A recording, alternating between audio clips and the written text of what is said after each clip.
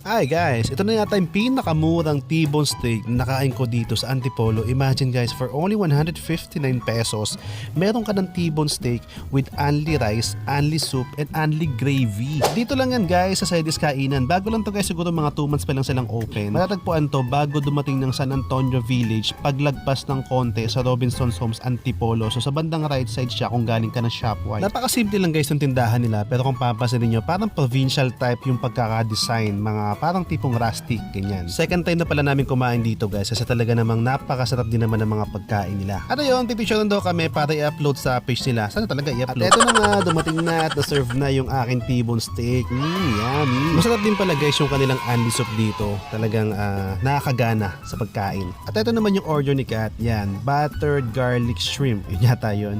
So yung konting selfie muna. Dito guys, marami kayong pagpipilian na available din yung Samgyup for only 199 pesos. So talaga